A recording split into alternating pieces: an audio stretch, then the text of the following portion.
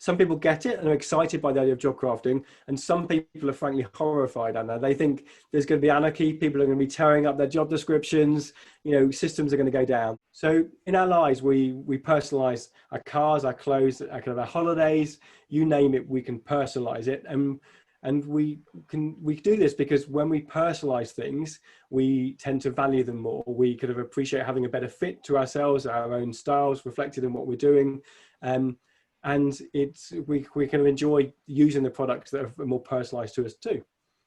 And yet the same ideas applies to work, but very often we're not encouraged to kind of personalize our workplaces. So job crafting is encouraging you to take that personalized approach to your job as you would do other aspects of your life. And it provides a performance advantage for you as an individual, but also for the organization as well.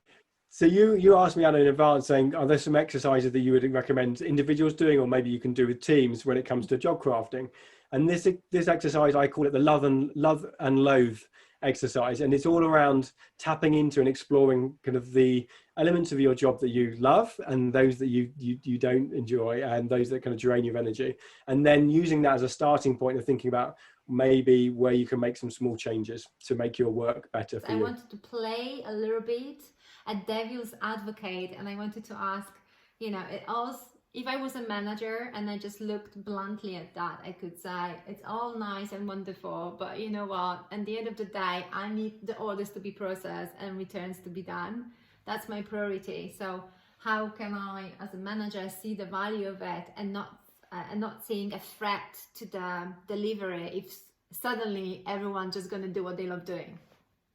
That's a very common challenge that I get within organizations. There's a bit of, some people get it and are excited by the idea of job crafting, and some people are frankly horrified, Anna. They think there's going to be anarchy, people are going to be tearing up their job descriptions, systems are going to go down.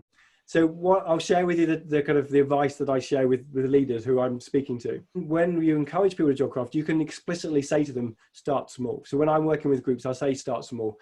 And I do that not only because it's actually more likely to be sustainable and people are going to do it because they can find 5 minutes or 10 minutes a day to make a change to their job, but also the research shows that it's more sustainable for them as well if they're going to do this in terms of their job, but also there's less likely to create kind of significant changes to their job that's going to cause problems. Number two, I encourage leaders and managers to experiment with this. And actually what we're doing through job crafting is saying, let's turn the tap on a little bit in terms of making your job better, a little experiment, but let's after a month kind of turn it off again, revisit it and say, is this something we should continue to do or change or not? Is it working for the team? Is it working for you? Is it working for the organization?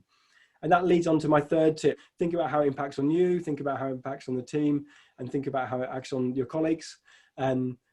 Start small and treat it as an experiment. This is a very, very interesting proposition to look at that personal development for managers and employees as well. And I love the idea of experimenting and checking in a month time. It can really transform the relationship between career development for individual and also the team. Absolutely. And I think all you've said there is really backed up by the research as well, Anna. So there's a really strong relationship between people who tend to craft their jobs and those that report career satisfaction, job satisfaction, but also career success as well. Do you have any final thoughts, any final tips on the job crafting?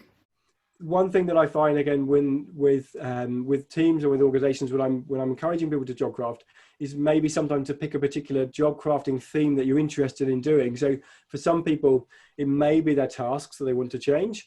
And for others, it may be their relationships. So actually something they want to kind of reflect on in terms of improving certain relationships or maybe even reducing certain relationships. For some people, it's around the purpose of their jobs, so getting better connected to the value and meaning and purpose of the job that they're doing.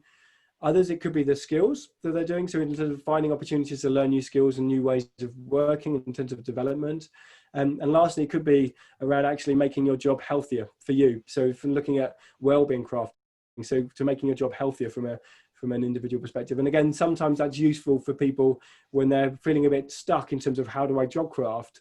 It's a case of saying, well, actually maybe pick one of those 5 elements and seeing what you can do to improve.